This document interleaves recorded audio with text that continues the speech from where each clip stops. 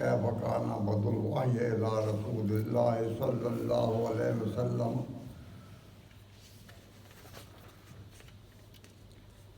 وقول الله عز وجل إنا أوحينا إليك كما أوحينا إلى نوح والنبيين من بعده حدثنا حميدي قال حدثنا سفيان قال حدثنا يحيى بن سعيد الأنصاري قال أخبرني محمد بن إبراهيم التيمي أنه سمع علقمة بن وقاص الليثي يقول سمعت عمر بن الخطاب رضي الله تعالى عنه على المنبر يقول سمعت رسول الله صلى الله عليه وسلم يقول إنما الأعمال بالنيات وإنما لامرئ ما نوى ومن كانت هجرته إلى دنيا يصيبها أو إلى امرأة ينكحها فهجرته إلى ما هاجر إليه.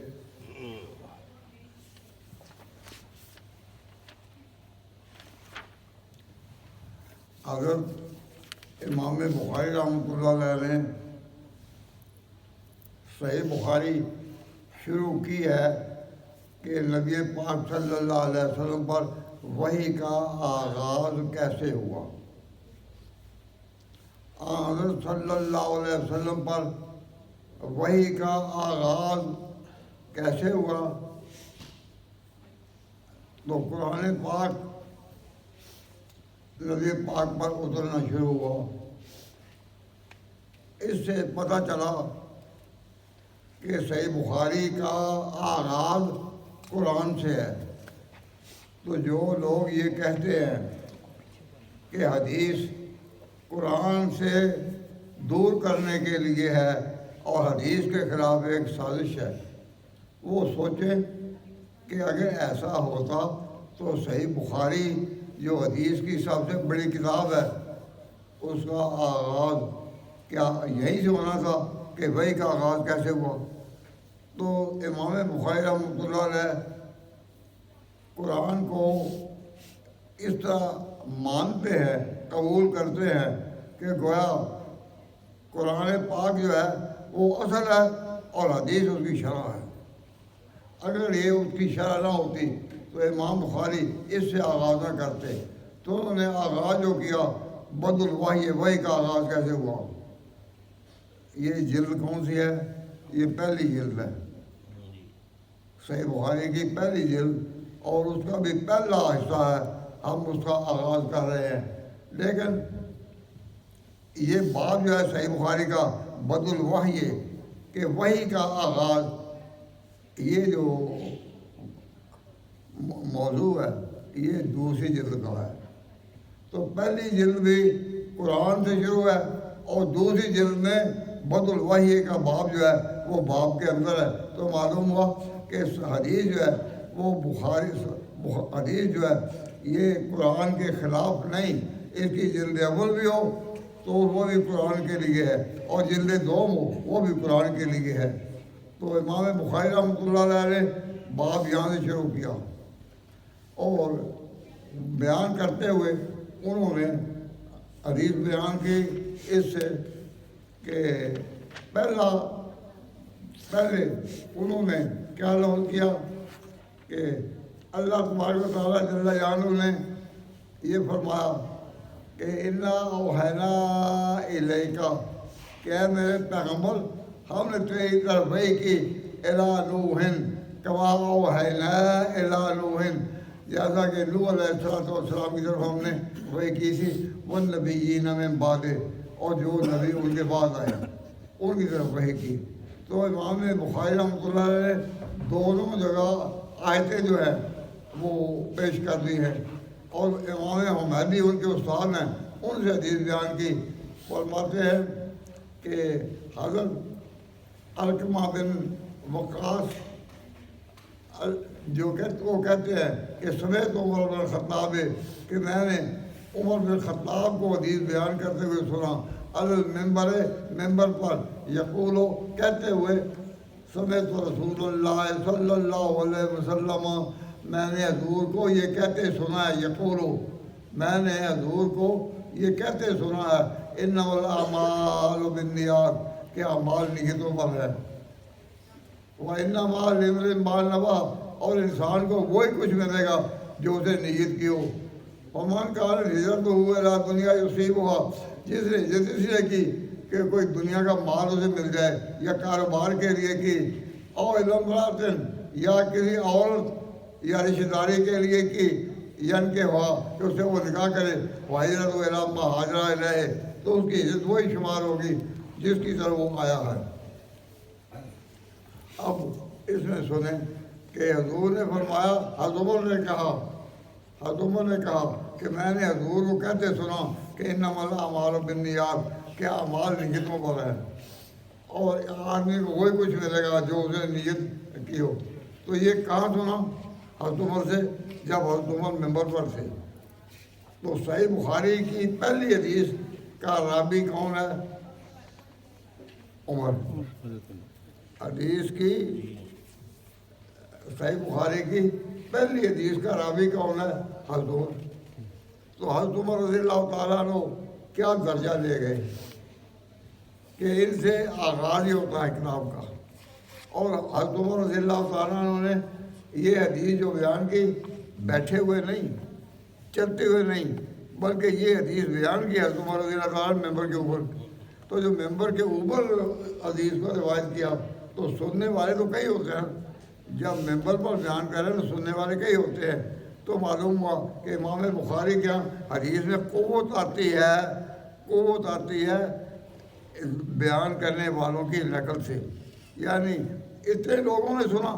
تو صحیح بخاری ایک صحابی کی روایت سے نہیں، دو سے نہیں، تین سے نہیں، برسر ممبر حضرت عمر رضی اللہ تعالیٰ نے روایت کیا ہے۔ تو برسر ممبر جب روایت کیا ہے تو معلوم ہوا کہ حدیث میں قوت آ رہی ہے کثرت بیان سے۔ تو امام بخاری کی شروع سے ہی نیت یہ تھی کہ حدیث جو بیان کریں اس کے بیان میں قوت ہو، اور قوت تبھی آتی ہے جب راوی زیادہ ہوں۔ تو حضرت عمر بیان کر رہے ہیں، تو یاد رکھیں کہ صحیح بخاری کا آغاز کس سے ہوا؟ حضرت عمر سے۔ اور اسی طرح یہ ہے کہ حضرت صحیح بخاری کا اختتام جو ہے وہ بھی حضرت عمر پر ہوا۔ نبی پاک صلی اللہ علیہ وسلم سے قرآن پاک کتنی قراءات کے ساتھ جاری رہا، اس میں حدیث جو ہے وہ بھی حضرت عمر کی ہے۔ تو صحیح بخاری اول بھی عمر سے اور آخر بھی عمر سے۔ پہلی جو ہے وہ کثرت روایت ہے کہ ممبر پر کھڑے ہو کر بیان کیا، اور جو آخری حدیث ہے اس میں نبی پاک صلی اللہ علیہ وسلم نے قرآن پاک ایک طرح پڑھا، تو حضور صلی اللہ علیہ وسلم کے ایک صحابی دوسرے نے قرآن پاک جو پڑھا وہ اور طریقے پر پڑھا۔ تو حضرت عمر رضی اللہ تعالیٰ عنہ نے فوراً کہا کہ تو اور پڑھ رہا ہے، ہمیں تو نبی پاک صلی اللہ علیہ وسلم نے اور طریقے پر پڑھایا ہے،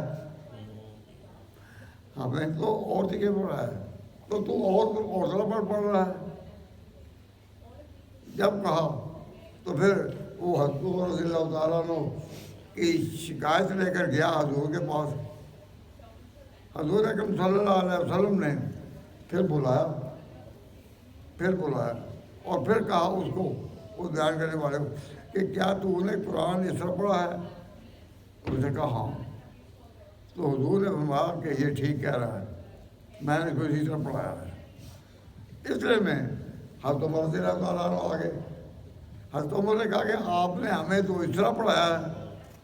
تو حضور اکرم صلی اللہ علیہ وسلم نے فرمایا کہ ہاں میں نے اسی طرح پڑھایا ہے۔ تو اس نے کہا کہ وہ کہتا ہے اس طرح پڑھایا ہے تو تم کہتے ہو اور پڑھا ہے۔ تو انہوں نے فرمایا نبی پاک صلی اللہ علیہ وسلم قرآن سات پیرایوں میں نازل ہوا ہے۔ یہ واقعہ جو کہ پہلا ہے اسے حضرت عمر بھی تعجب کر رہے ہیں، کہ ہاں یہ واقعہ کیسے ہوا، اور وہ بھی تعجب کر رہے ہیں، اور باقی صحابہ جو ہے وہ بھی تعجب کر رہے ہیں۔ اس کو امام بخاری رحمۃ اللہ علیہ نے باب باندھ رہا ہے اس پر کہ انزل القرآن علی سبعۃ احرف، کہ قرآن پاک 7 لائنوں 7 پیرایوں میں نازل ہوا ہے۔ تو اس وقت یہ موضوع نہیں ہے کہ وہ قرآن پاک کی قرأت کون سی ہیں، اس میں وہ بیان نہیں کر رہا، بیان صرف یہ کر رہا ہوں کہ قرآن پاک کا نازل ہونے 7 پرائے میں یہ حدیث کس کے ذریعہ سے آئی سامان میں؟ حضرت عمر کے ذریعے سے. تو حدیث کا صحیح بخاری کا اول بھی ہوا حضرت عمر سے اور آخر بھی ہوا حضرت عمر سے. تو جب دونوں جگہ حضرت عمر رضی اللہ تعالیٰ عنہ کا ہی یہ پیرا بیان ہے تو صحیح بخاری کے جو قارئین ہیں وہ اس سے یہ سبق حاصل کریں گے کہ قرآن پاک کے نازل ہونے کے پیرائے جو تھے وہ مختلف ہے اور دونوں طرف تھے. پہلے حضرت عمر رضی اللہ تعالیٰ عنہ نے برسر ممبر کہا اور آخر میں انہوں نے ایک صحابی کے برسر اختلاف کا اس سے اختلاف واقع ہوا تو نبی پاک صلی اللہ علیہ وسلم کی یہ حدیث سامنے آئی کہ قرآن پاک 7 پیرایوں میں اترا ہے. میں اس سے زیادہ اس کو آگے نہیں لے جانا چاہتا ہوں. آغاز صحیح بخاری کا ہو گیا. اس میں جو قابل احترام چیزیں ہیں کہ جن لوگوں نے یہ کہا ہے کہ حدیث قرآن کو کے مقابلے کے لیے قرآن کو کمزور کرنے کے لیے وضع کی گئی ہے، منکرین حدیث یہ کہتے ہیں تو اس کی تردید میں آپ فوراً کہیں کہ اگر تردید میں ہوتا تو آغاز قرآن سے ہی ہوتا. جب انہوں نے قرآن سے آغاز کیا معلوم ہوا کہ حدیث قرآن کی وضاحت کے لیے ہے اور اس کی تائید کے لیے ہے، اس کے خلاف کے لیے نہیں ہے. اور جو آخری ہے وہ حدیث ہے کہ قرآن کے پیرائے 7 ہیں. کیوں؟ عرب کے قبیلے بہت تھے، خاندان بہت تھے اور ہر قبیلے کا پڑھنے کا انداز اپنا تھا. اس کو کہا جاتا تھا فلاں قبیلے کی قرأت فلاں قبیلے کا. مثلاً ایک قبیلہ بنو تیم کا ہے تو کہوں بنو تیم اس طرح روایت کرتے تھے جیسے میں پڑھنے لگا ہوں یا کا نے بودھو، وہ نا بودھو کو نے بودھو پڑھتے تھے. تو جب وہ پڑھتے تھے تو کوئی بدنیتی سے نہیں پڑھتے تھے کہ ہم قرآن میں بگاڑ پیدا کر رہے ہیں. ان کی اپنی تلاوت یہ تھی. تو جب انہوں نے اسی طرح اوروں کے بھی تھے تو قرآن پاک کئی پیرایوں میں اترا ہے. اس میں سب سے بہتر اور سب سے زیادہ قابل اعتماد پیرایا کون سا ہے؟ سب سے بہتر پیرایا جو ہے اس میں وہ یہ ہے جو خود قریش کا تھا کہ نبی پاک صلی اللہ علیہ وسلم عرب کے کس قبیلے سے تعلق رکھتے تھے؟ قریش سے. تو جب قریش سے وہ تعلق رکھتے تھے تو جو قریش کا پیرایا ہے وہ سینٹرل ہے. جس طرح نوٹ چھپتے ہیں تو ایک ٹکسال ہے جس سے وہ چھپ کر یہ آتے ہیں. تو ہمیں نبی پاک صلی اللہ علیہ وسلم کی احادیث جو اس پیمانے میں ملتی ہیں حضور اکرم صلی اللہ علیہ وسلم سے وہ اتنے پیرایوں کے بارے میں. اور چونکہ پہلا واقعہ تھا تو حضرت عمر رضی اللہ تعالیٰ عنہ باوجود ہے کہ بہت مشہور صحابی ہیں، بڑے صحابی ہیں، لیکن چونکہ پہلا تھا تو نبی پاک صلی اللہ علیہ وسلم نے اس کو اسی اہمیت کے ساتھ بیان کیا. آج کل ایک جدید لیڈر غامدی صاحب ہیں، انہوں نے یہ بیان کیا ہے کہ یہ بات صحیح نہیں کہ قرآن پاک 7 پیروں میں اترا ہے، یہ غلط ہے. تو جب ہم کہتے ہیں کہ غامدی جو ہے وہ حدیث کے حامی نہیں مخالف ہیں تو اسی وجہ سے کہتے ہیں کہ یہ حدیث جو متعدد طریقوں سے مروی ہے، ایک نہیں کئی طریقوں سے مروی ہے، وہ جب اس کو اس طرح بیان کر رہے ہیں تو اس کو یہ کہہ دینا کہ یہ بولا اس کے خلاف ہے، یہ حدیث سے ٹکرا ہوا ہے. ہم اس وقت غامدی کی تردید پیش نظر نہیں رکھتے لیکن اصول پیش نظر رکھتے ہیں کہ قرآن پاک قبائل مختلفہ کی وجہ سے مختلف طریقوں پر پڑھا جاتا تھا. تو حضور اکرم صلی اللہ علیہ وسلم سے جبریل سے شکایت کی، حضرت جبریل سے کہا کہ میری امت کے لیے یہ مختلف پیرایوں میں قرآن پڑھنا جو ہے یہ مشکل ہے، ایک پر پابندی کے ساتھ پڑھنا مشکل ہے. کیوں؟ قبائل مختلف ہیں. تو اللہ تعالیٰ سے کہو کہ اللہ تبارک و تعالیٰ اس میں وسعت کرے. تو جبریل نے جا کر پھر اللہ تعالیٰ سے یہ عرض کیا اور اللہ تبارک و تعالیٰ نے 2 دیکھا، پھر تیسری دفعہ کیا 3 ہو گئے، پھر 4، حتیٰ کہ 7 طریقے ہیں کہ جن پر یہ قرآن اس طرح میں نازل ہوا۔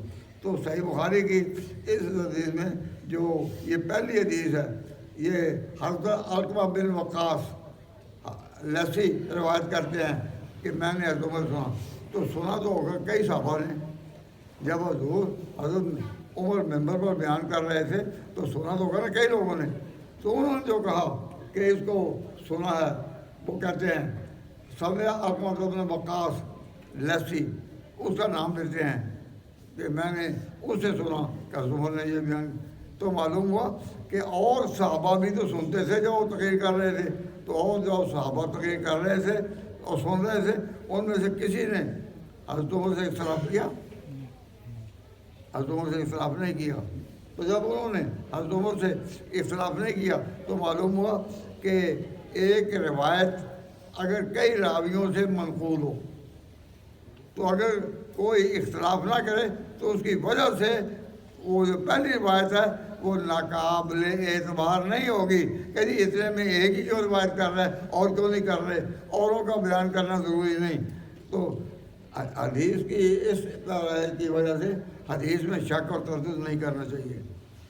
ہم آج آغاز ہو گیا ہے اور پہلی حدیث میں نے بیان کر دی ہے، اور ہجرت کا مسئلہ اس میں واضح ہو گیا کہ ایک جگہ سے دوسری جگہ جانا اپنے کام کے لیے جائز ہے، لیکن وہ دین نہیں۔ دین وہی ہے جو ایک جگہ دوسری جگہ جائے دین کی خاطر، دین کی بات معلوم کرنے کے لیے ایک جگہ دوسری جگہ جائے، یہ تو بات ہوئی نا۔ لیکن اگر اپنے دنیا کام کے لیے یہ ناجائز نہیں ہے، لیکن اللہ تعالیٰ کیا ہجرت ہجرت اس کی اسی کام کے لیے ہوگی جس کے لیے اس نے ہجرت کی، تو شمار اللہ تعالیٰ کے ہاں وہ تبھی ہوگا کہ جب وہ دین کے لیے ہو۔ اب یہ باب ہجرت کا تو نہیں، یہ باب ہے قرآن آغاز کیسے ہوا، تو ہجرت کا باب جہاں آئے گا صحیح بخاری میں وہاں بھی پھر یہی حدیث آئے گی۔ تو ایک حدیث مختلف باب میں آتی ہے اسی لیے کہ وہاں کے مناسب اس کا موضوع ہے۔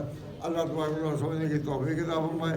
تو مفتی صاحب نے جتنا ٹائم دیا تھا اس کے مطابق اس وقت میں ختم کر رہا ہوں۔ الحمدللہ آج صحیح بخاری کا آغاز ہو چکا اور اس کے مختلف پہلو جو ہیں ان میں سے تقریباً 9 پہلو میں نے آپ کے سامنے بیان کیے، اور ہر پہلو میں دین کی عظمت اور دین کی اہمیت ابھر کر سامنے آ رہی ہے۔ اللہ تعالیٰ سمجھنے کی توفیق عطا فرمائے۔ وصلی اللہ تعالیٰ علی خیر خلقہ محمد وعلیہ وسلم۔